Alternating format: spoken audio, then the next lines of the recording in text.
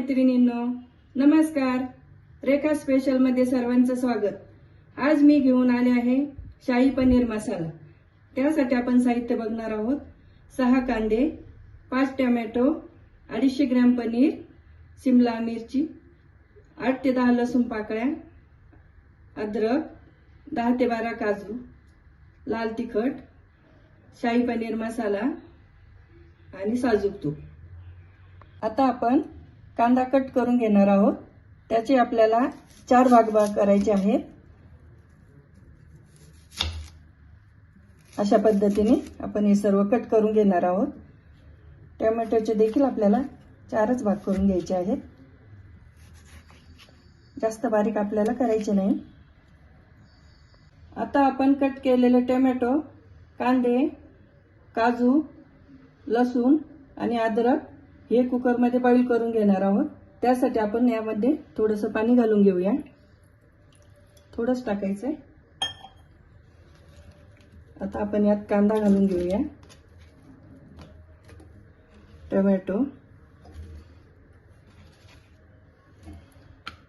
काजू, अद्रक, लसूण. आपण आता याला 2 शिट्ट्या घेणार आहोत. आता आपण हे बॉईल केलेल्या मिश्रणाचं छान मिक्सरमध्ये वाटण करून घेणार आहोत. सर्व आपण यात करून घेणार आहोत.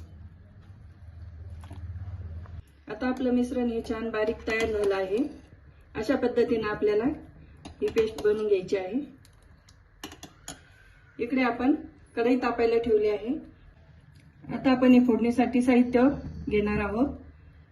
प्रथम आपण थोडंसं तेल टाकून घेणार आहोत. आपल्याला हे दोन्ही मिक्स टाकायचं आहे. अर्ध तेल आणि अर्ध तूप आपण वापरणार आहोत.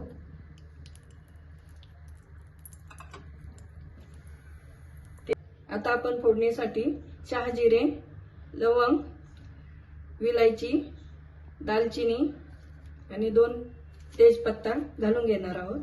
चला आपण प्रथम फोडणी करू.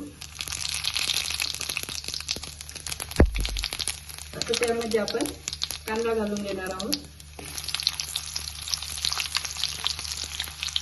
शिमला मिरची. आता याला आपल्याला छान फ्राय करायचं आहे. चला आता आपण यामध्ये मसाला घालून घेणार आहोत. हळद, लाल तिखट 2 चमचे, शाही पनीर मसाला 2 चमचे. आता आपण याला छान मिक्स करून घेऊया. आपण यामध्ये वाटण असं छान बारीक केलेलं आहे ते आपण कढईमध्ये घालून घेणार आहोत. आता आपण याला छान परतून घेणार आहोत.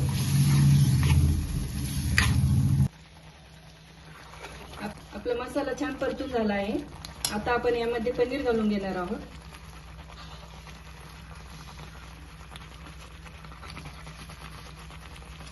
छान आपण याला आता घालून घेऊया.